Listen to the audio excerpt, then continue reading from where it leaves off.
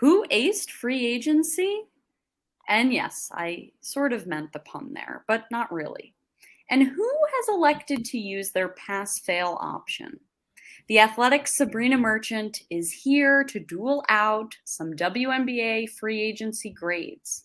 The Locked On Women's Basketball Podcast starts right now. Ogunbowale for the win.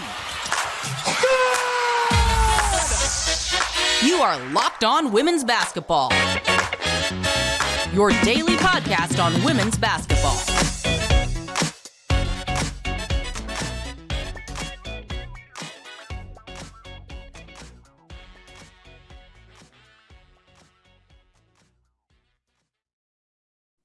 Hello and welcome. You are locked on to women's basketball. I'm Jackie Powell.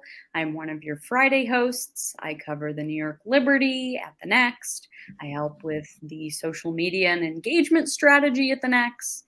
And I've covered women's basketball nationally at other places like Bleacher Report, WSlam, Sports Illustrated, and other places. Thank you for making Locked On Women's Basketball your first listen every day.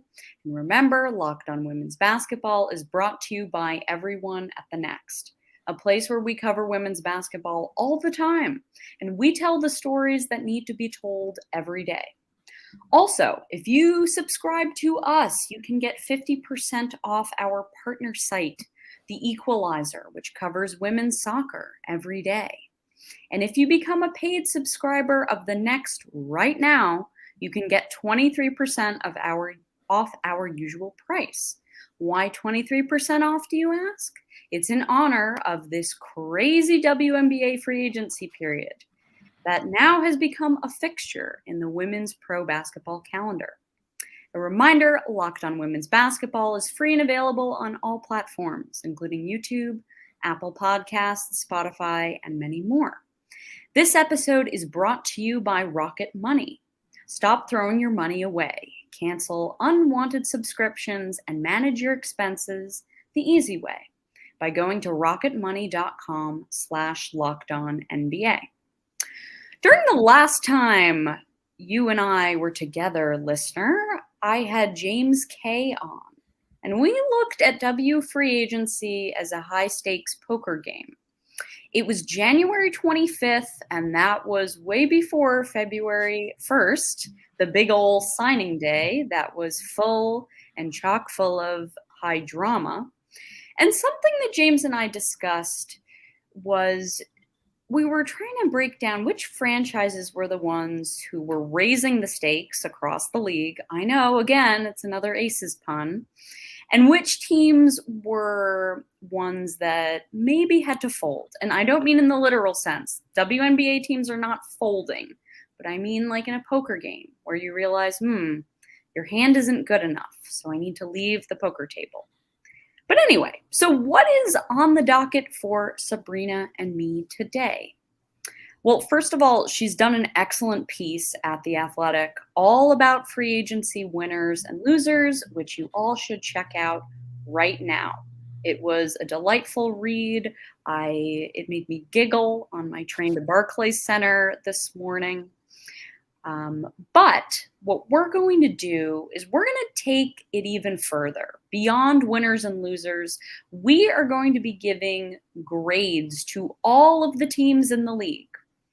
I once dealt actually with a teacher in middle school who placed the red stamp that said unacceptable redo on a work cited for a history paper.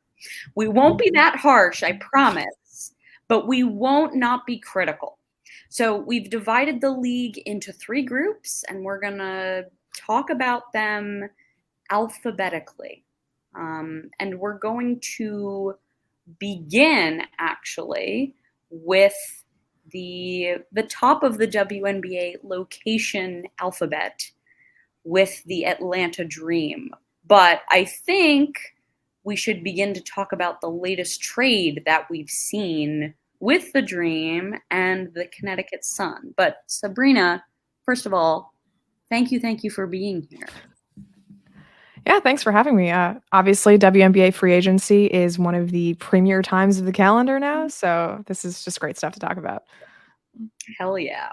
So let's begin with this trade that was reported this afternoon by Rachel Galligan.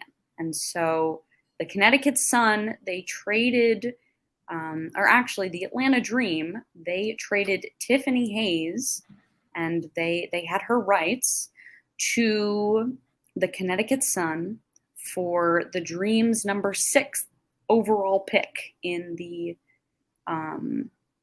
did I say that properly? I don't think so. So yeah, they traded it for the number 6 pick, which Connecticut currently owns, but originally belonged to the New York Liberty from the Jonquel Jones trade. You are correct. Mm-hmm.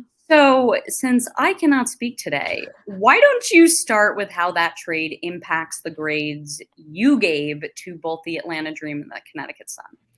What's funny is I had a little placeholder in my Atlanta section for what happens with Tip Hayes, because it's very clear that Atlanta is trying to hand the reins over to Ari McDonald. That's why they didn't bring back Erica Wheeler. Danielle Robinson very much seems like a veteran mentor kind of player in that Atlanta backcourt.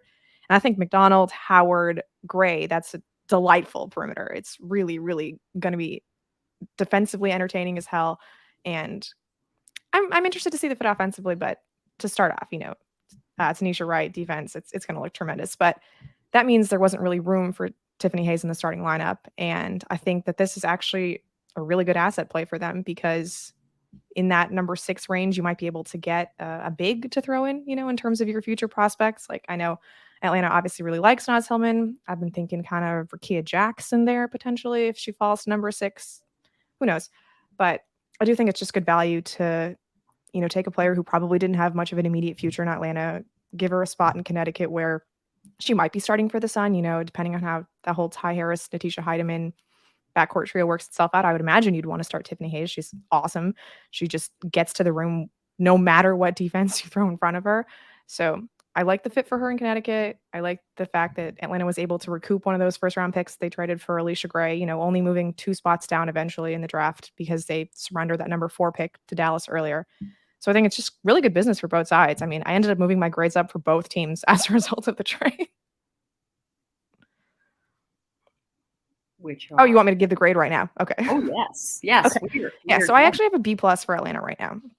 I really like the Alicia Gray trade. I think, I've been very high on Alicia Gray for a long time. I voted her as an all-star starter last year, and she didn't even make the team. But big Alicia Gray fan. I think it was a little strange that Atlanta kind of sat out the rest of free agency in terms of, going after another big fish to pair with Alicia Gray. I wonder if they tried to get in those conversations for like an Azrae Stevens or someone of the sort. But I like that move. I was confused by the Christy Wallace trade. Honestly, I liked her quite a bit in Atlanta, but they have a different direction with their perimeter.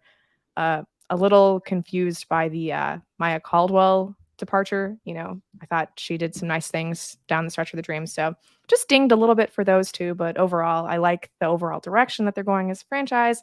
And they got the big thing right, which is they traded for Alicia Gray. And I think she's going to make a lot of sense in Atlanta going forward. So I will tell you, I had the same exact grade for the Atlanta Dream. And I agree with so much of what you're saying. Although I just think with Maya Caldwell, Christy Sides knew that she wanted her back. I mean, you see a lot of like Atlanta to Fever type things. The pipeline is real, yeah. Oh my God, yes. I mean, and I think it's really clear that Christy Sides really wanted someone like Christy Wallace. Oh, they're 2 Christies. But I think the D-Rob trade was excellent for Atlanta, because what it does is it gives you a point guard that is okay with not scoring all the time, a little bit more pass first. And so when you pair that with Ryan Howard, I think it just makes her look better. Dan Padover and Tanisha Wright, they have I'm trying to remember. They've worked with Danielle Robinson over the years. I think they were with her on the Aces, I think in the Wubble. And Padover definitely was. I can't remember if Wright was, but yeah, definitely Padover. So they have a lot of trust in her. That's sort of what I saw. I think the Alicia Gray trade I think it's a foreshadowing move. It's basically telling us that in maybe a year down the line, maybe 2, the Atlanta Dream are going to be big players when it comes to free agency. I think the fact that they were able to land Alicia Gray, I mean, amid the fact that the Dream are very close to where she's from, I think it stands out that they were able to land her. And I know there were other teams that were very interested in her that did not get her. So I couldn't agree more. B+ there. I also think the Dream they're being conservative when it comes to how they're building their team. And I see no issue with that. I mean, there was a lot of talk, I think it was during the Dreams presser, which I couldn't make, but I saw some of the quotes from that. And there was talk about the super teams, and Dan Padover was like, well, we're taking this very conservative approach because we're still building. People took that as he was being critical of the Aces and the Liberty, but I don't think that's what it was at all. I think he was just acknowledging, like, hey, the Aces and the Liberty are in a different place when it comes to the franchise trajectory than we are right now. And so to do this the right way, we have a certain spot where we have to be right now. So that was how I saw it. So what's your grade for Connecticut? Oh, so we're going a little out of order. Okay. Connecticut, I ended up giving a D+. So let's make this clear, okay? I'm not in the business of grade inflation here, okay? A C is an average offseason, all right? D+ is a little bit below average because, one, I didn't think they got good enough value out of the Jonquel Jones trade. All due respect to Rebecca Allen, Ty Harris, and now Tiffany Hayes, who is essentially the third piece of that trade. Jonquel Jones is a former MVP.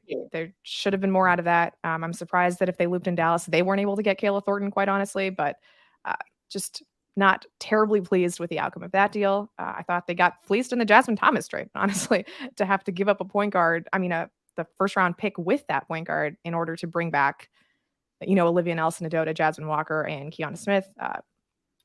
Didn't think too much of that. I really like the Heidemann signing, honestly. That's probably my favorite part of their offseason to date. Really, really pleased with that. But yeah, I just, I didn't think that they did very well on either of those trades. And when that's the biggest part of your offseason, that's where we land. That's very fair. It makes me feel like I'm being too kind to the Connecticut Sun.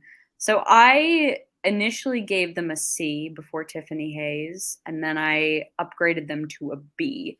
I think Tiffany Hayes fits the type of basketball they want to play. We don't know what that's going to look like yet, but based on what we've heard, something that has a little bit more pace and shot creation from the backcourt. When you think about shot creation from the backcourt, I can't think of someone better to insert. I mean, also you have to think about the familiarity piece of it. Darius Taylor comes from Atlanta. Not only was he a GM there, but he coached Tiffany Hayes. He did. He was a part of that coaching staff, even going back to the Nikki Collin days. So this makes a lot of sense to me. It shows me that they realize that their roster does not look great right now. I've heard that they are not done, and that makes a lot of sense to me. And I happen to believe that the reason why they've been a little bit slow is because they're trying to work things out with teams or a team that didn't really come to the proverbial poker table. And I'm talking about the Phoenix Mercury, because the Phoenix Mercury were undergoing a ownership change. And so their general manager, Jim Pittman, I believe, was the point person on all of this. So when you're the point person on an ownership change, I do not know what that bandwidth looks like to be able to be really seriously engaging with other teams. So, and as we know, Skylar Diggins-Smith is sort of an elephant in the room in Phoenix.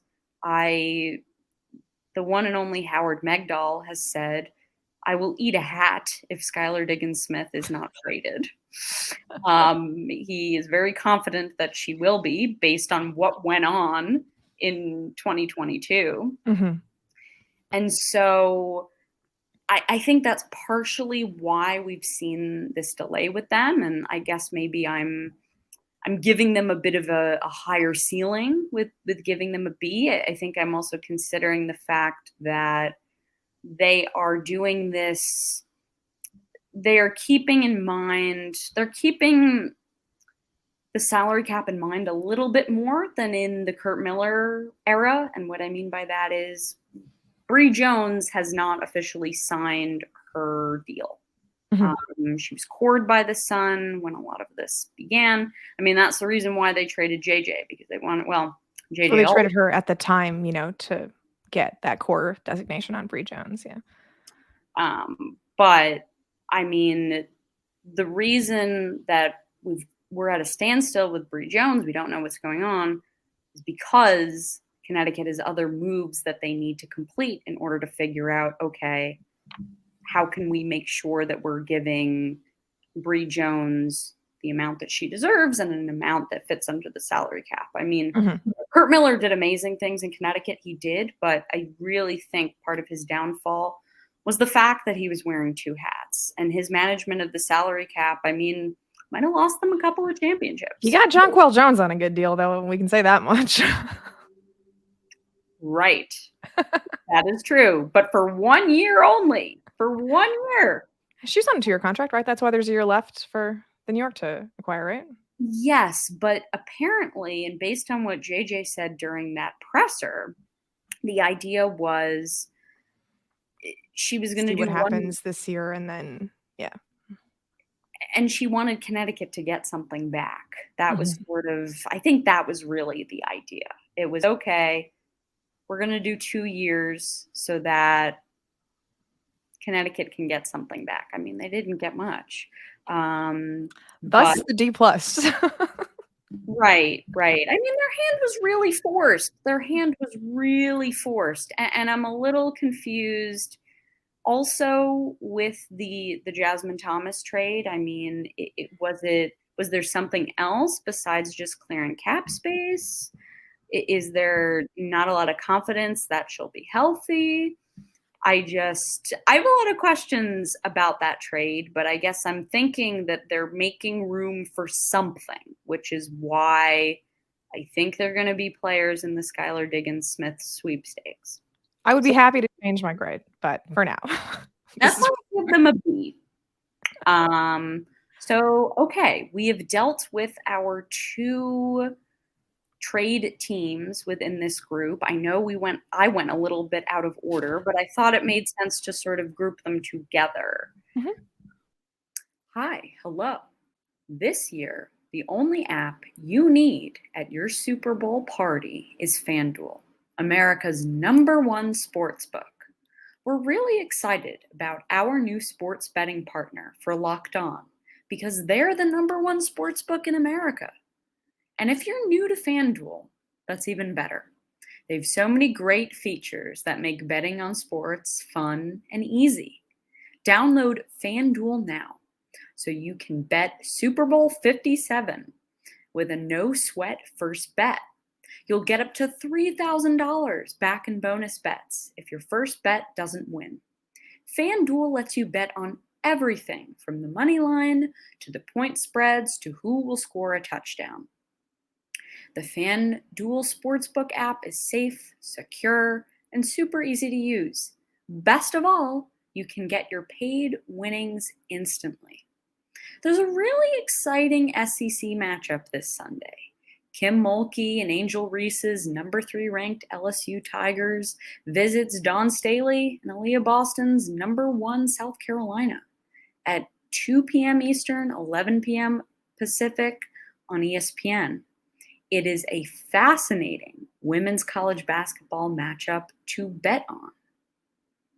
So join FanDuel today at FanDuel.com/lockedon to claim your no-sweat first bet on Super Bowl 57. That's FanDuel.com/lockedon. Make every moment more with FanDuel, official sportsbook partner of the NFL. Now back to our program. So now should we move to talking about Chicago? Yes, let's talk about Chicago. This is actually my lowest grade of any team this offseason. I gave Chicago a D, just straight D. I understand losing Candace Parker, more of a, wanting to go back home situation for her. Losing Courtney Vandersloot, wanting to play with Brianna Stewart. I get that. Still lost 2 really major players from your team a year ago. Lost Allie Quigley again, probably not in her control. But all of these things add up.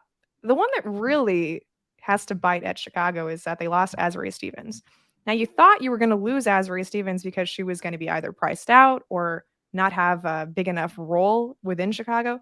She chose to go to a team that hasn't made the playoffs for the last 2 years, that already has Dearica Hamby, presumably Neko Ogumake. I'm not sure how LA sold her as a better fit than the Sky. And that's really where the lower grade came for me with the Sky, because I like the Isabel Harrison signing. I like the Elizabeth Williams signing. I think Courtney Williams for 1 year, also a good deal. But when you lose all of that power and you couldn't retain Azurá Stevens, that's why I think it's a below average offseason for Chicago. I couldn't agree more, and I've lowered my grade because you've sold me. They went from a B- to a C-. And on my end, I think the reason why I'm giving them this lower grade now is because I was just looking at their cap sheet and just looking at the players and thinking, how does this all fit together? You have your star in Clea Copper, and then you have all of these other role players. So is this about, usually when that happens, it's this idea of, oh, you think that some of these role players will get better and will elevate their ceiling. I mean, I think that's sort of what, excuse me, that's what Los Angeles is hoping with Azurá Stevens. I mean, half the league was thinking that that's what's going to happen with Azurá Stevens.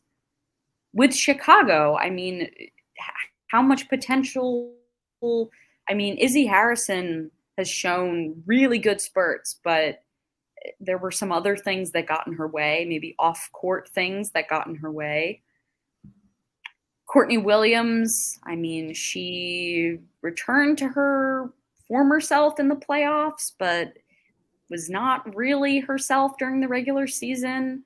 She made a lot of very bad decisions on the court. And the Sky also don't have a point guard right now. I mean, I guess you could say they have Dana Evans, but she's still a very, I guess, a sophomoric type of point guard. And I think it's very clear to me that the Sky did not plan for this. And that's what makes me give them a lower grade. It's like when you're taking a test, it's like, okay, how do you study? You prep, you prep, you prep. And this body of work shows me that there was not a lot of preparation for this mass exodus that happened. And, I mean, I predicted that this was going to happen. I thought Azurá was going to stay, but the 2 big fish in Sloot and Candace, I very much so thought that was happening. And I thought it was going to happen because of the lack of investment that the Chicago Sky has shown to its players over the years. And those are 2 stars that I'm sure, and they did. They looked around and were like, I deserve better. I want better. So the fact that there was not a contingency plan here, and the fact that the Sky don't look like they want to try to rebuild, like when we talk about Seattle, I'm a little bit kinder to them because they have actually folded at the poker table. They're like, okay, we know what we have to do. The Sky are in this like weird no man's land of like, okay, we lost all of our stars and our fans are really upset, but we have Ka, so what are we going to do? I mean, James Wade, it's just him. He does not have other people in the front office to help him with the salary cap. And Talia Copper was joking at USA Basketball that she's the assistant GM. I mean, not good. Not good. And then the fact that James Wade was at some like NBA development program coaching. Do you remember this? It was last month, right? Yes. Yeah. That was very close to the time of, okay, we got to get our ducks in a row to get ready to negotiate. I was shocked that he was doing that because it was so close to the negotiation period and so close to just a lot of this movement. And it's just sort of like, well, where's the preparation here? So that's why they get a C-. In addition to everything else you laid out, you did not prepare for the test. You didn't. Anyway, so that's the Sky. Before we take a quick break, let's handle the Dallas Wings. How did they do? Maybe we should have reordered this because these 4 teams require a lot of conversation. But Dallas probably the hardest team in this whole exercise for me to grade because on the one hand, Jonquel Jones has to be traded. You're not getting Jonquel Jones, but you somehow finagle your way into the second best player in that trade. That's cool. But then you've also taken on a lot more salary. And I kind of like Ty Harris more than Crystal Dangerfield. And I really liked Kayla Thornton and maybe even like Kayla Thornton as a fit better than Natasha Howard in terms of what you're building. So hard to process everything that happened there. In terms of the Alicia Gray trade, I obviously was a big fan of it from Atlanta side. To get 2 first-round picks for a player that has 1 year left on her deal and has definitely expressed that she doesn't want to stay, good business. Win-win for both sides. I liked that quite a bit for Dallas. I thought they gave McCowan maybe a smidge too much money, but I also think that she was really dominant for them offensively, and I liked how she was able to fit in at the end of the year. I hope that continues under Coach LT instead of, the system that Vicki Johnson was running. So I kind of just went with a C, straight C, because it was fine. There's some things I like, some things I didn't. If they retain Marina Mabry at a good number, I'd be tempted to bump it up a little bit. And the fact that there are probably 6 teams in the league that have the money and could use Marina Mabry right now makes me think that, she's going to get a good offer. But who knows? Hasn't happened yet. So I just went, straight C. Perfectly average offseason for the Dallas Wings, who are anything but average, honestly. So we agreed on this one. I gave them a C as well. And I think what I continue to come back to is a column that Howard wrote. And it was from, I think it was the Women's Basketball Wednesday from the 9, maybe a day or so after the Greg Bibb and Latricia Trammell press conference where they spoke about all of the moves. And I think what the point he rose, and mind you, I've mentioned this column on this podcast before, was that the Dallas Wings are basically betting on inefficiency, which is wild. Why would you want to bet on inefficiency? Besides Tiara McCowan, of course. The most efficient, yeah. Oh my God. Tiara McCowan was the reason why Sandy Brondello did not get Coach of the Month in August. We see who still has their job now. But anyway, when you look at the rest of the roster, when you look at the players that they deem to be their big stars, besides Tiara McCowan, of course. Okay, so Arike, who is Miss Inefficient, that's just her game. That's who she is. I mean, there's sort of this hope and wonder and maybe can she get more efficient, but I'm not going to believe it until I see it. Then you have Natasha Howard, who I covered for the past couple of years. And while LT is going to love how well she plays defensively, and she's going to love how she makes reads on help, she's a little inefficient offensively. The Liberty tried to see, and this is exactly what the Sparks are going to do with Azurá Stevens.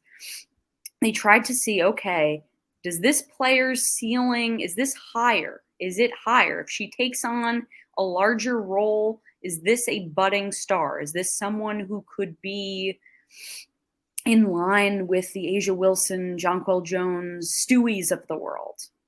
there was that idea that Natasha Howard could be, because she put up a close to MVP season in 2019 and was Defensive Player of the Year. Really good season, yeah. Oh my God. Yeah. But then, as we saw in New York, listen, she had a good season last year. She was an all-star. She really helped that team make the run that they did. But I don't think that she is a number one option that gets you to a championship. I think she is a well above average role player. You know, she's a 6 Woman of the Year type, or at least that's how I see it. Or she's an all-star. Like, just because you're an all-star doesn't mean you're number one option. Yeah. And Dallas is paying supermax contracts to 2 all-stars who I don't believe are number one options. Bingo. And then there's Satu Sabali, who, while she's still on her rookie deal, she is the one who they are promoting like she is one of their big superstars. And so it's sort of like, listen, I think Satu Sabali still has such a high ceiling.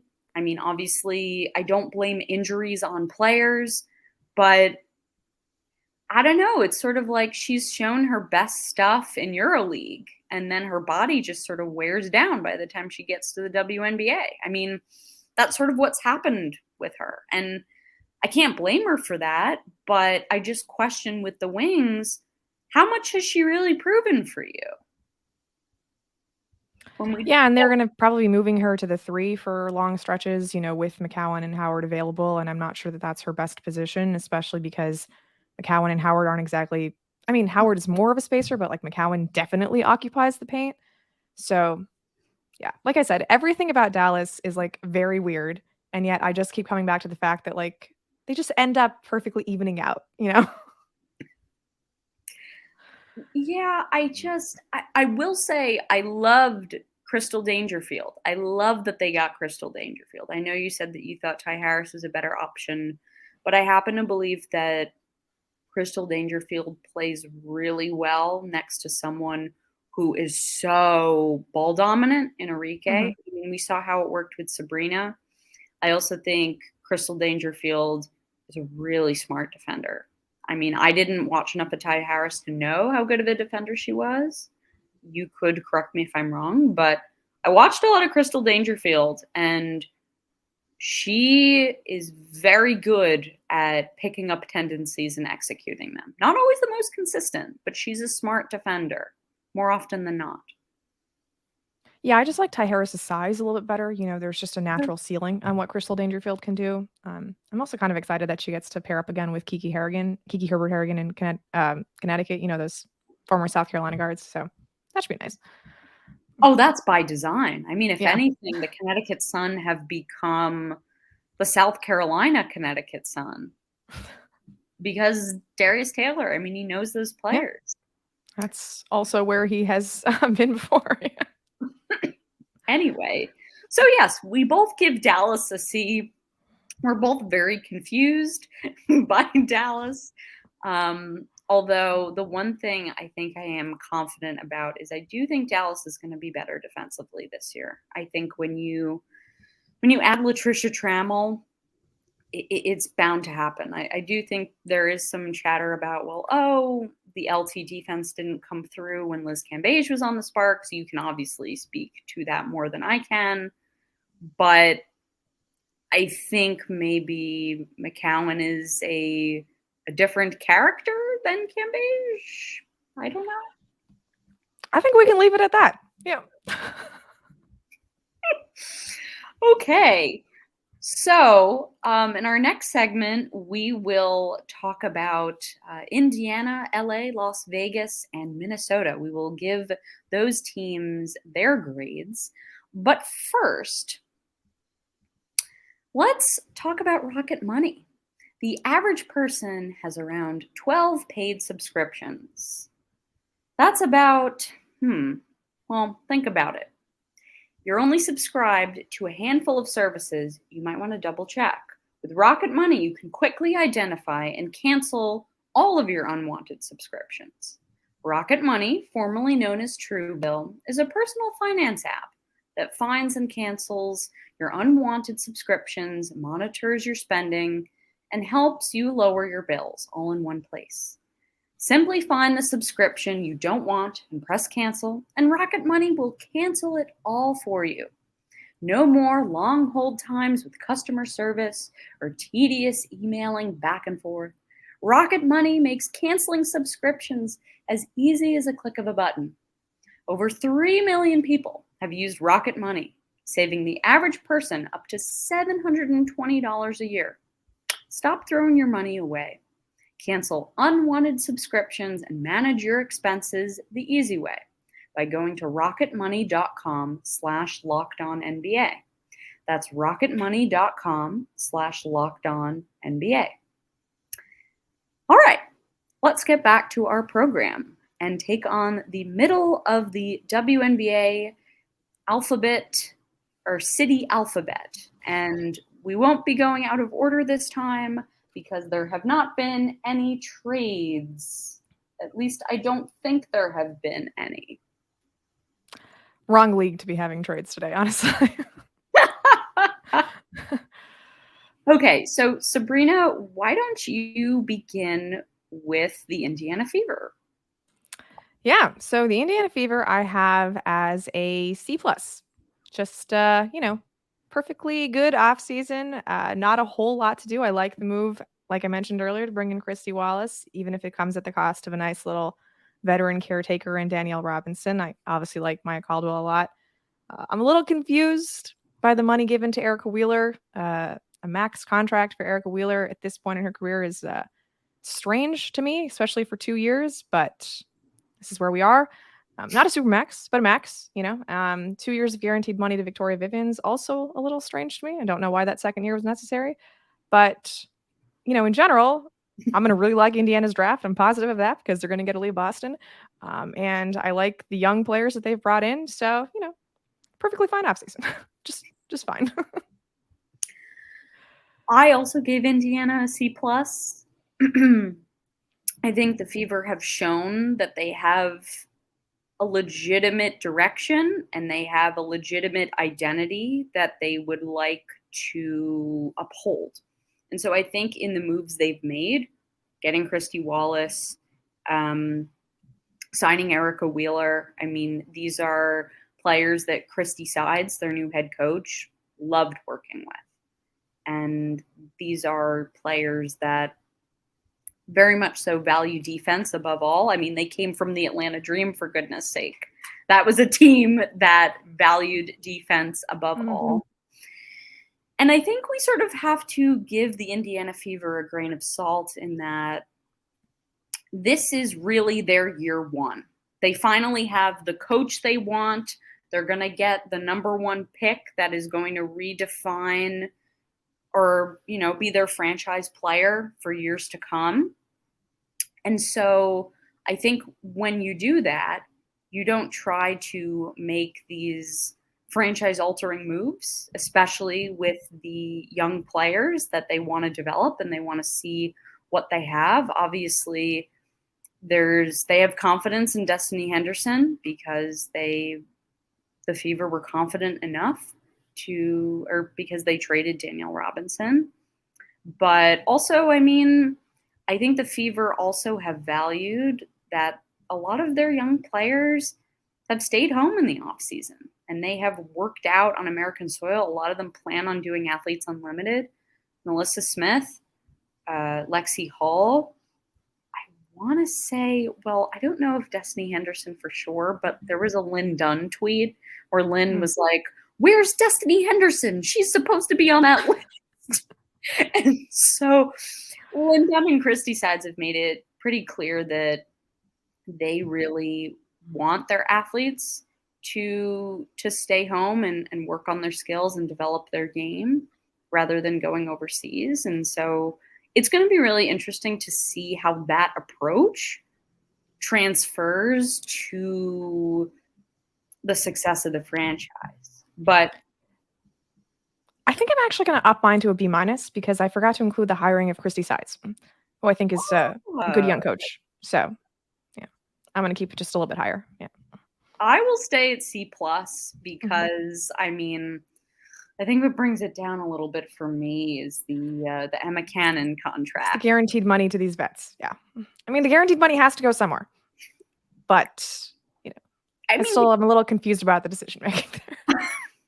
I mean, Victoria Vivian's, I'm fine with her getting a protected deal. She's been very, I don't know if I want to use the word faithful, or she's been committed to the organization, and she has had a lot of bad luck. I mean, she was injured for, the first 2 or maybe 3 years of her career, and I thought she had a pretty good start to last season.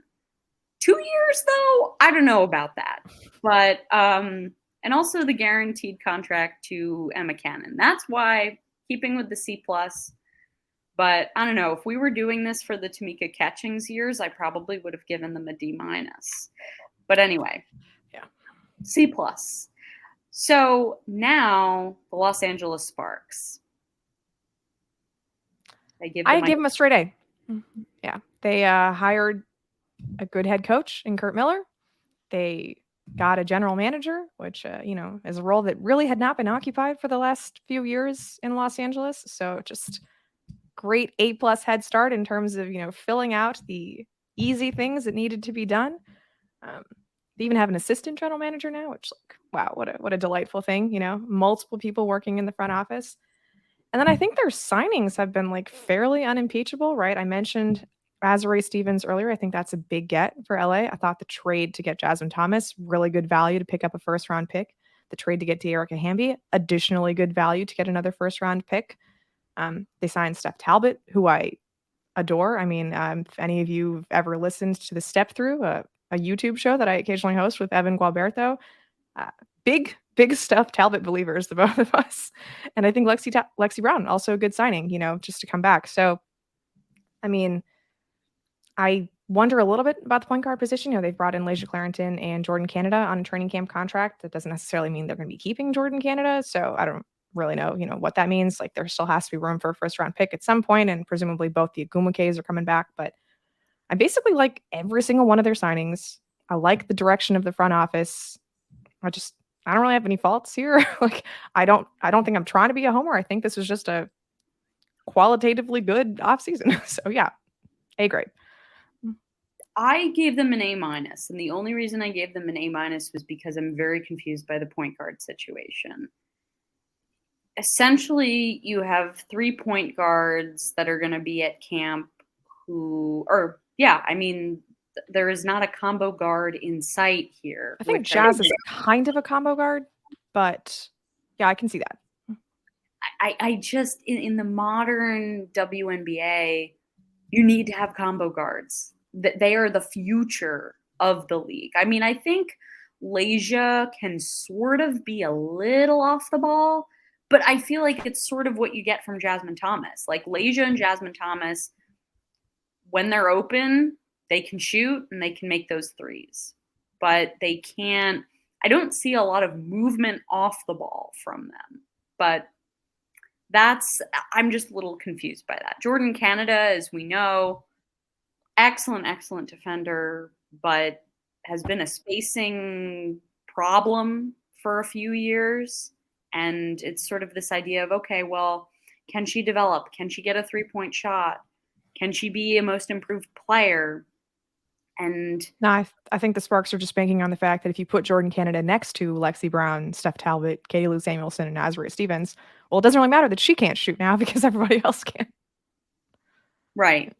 So then, okay, so my question for you then is, what exactly can you do when you have 3 point guards on roster, unless you don't think that Layshia Clarendon has a chance of making the team?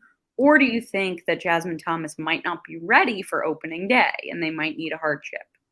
My guess is that this is a, minutes management for Jasmine Thomas.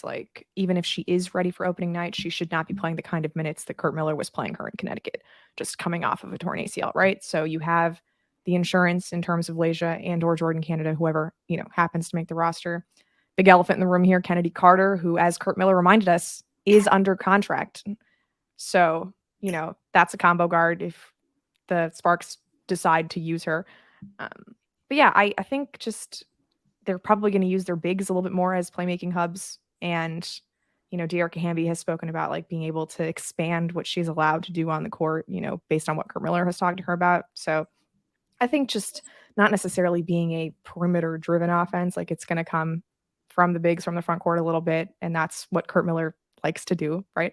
So it's an offense that like suits him in the sense that there's so much talent in the front court, but then also has the spacing to like make it more modern. Right. Oh yes, there's shooting. It's not like we're questioning where the shooting is. Yeah. Steph Talbot, Lexi Brown, that is shooting. There is Katie Lou, yeah, she's still there. Oh my God, yes. Katie Lou, that is shooting. When it comes to Kennedy Carter, that could be another person that is packaged in one of these potential trades. Mm-hmm. We will see. I think it's very clear that could happen. I think it's fair to say that a lot of these teams that we've spoken about are not done yet. Correct. This was our part 1 of both Sabreena and my free agency grades here at Locked On Women's Basketball. The last 6 teams will be graded during our show on Tuesday. Stay tuned for that. Thank you for making Locked On Women's Basketball your first listen every day. Join us tomorrow, where Hunter Cruz and M. Adler are back with our Saturday WNBA draft-themed show. Now make your second listen game-to-game NBA. Every moment, every top performance, every result, Locked On Game-to-Game covers every game from across the NBA with local analysis that only Locked On can deliver. Follow Game to Game on Locked On NBA, available on the Odyssey app, YouTube, Spotify, or wherever you get your podcasts. This has been Locked On Women's Basketball. I'm Jackie Powell. Have a great weekend. Ogunbowale for the win. You are Locked On Women's Basketball, your daily podcast on women's basketball.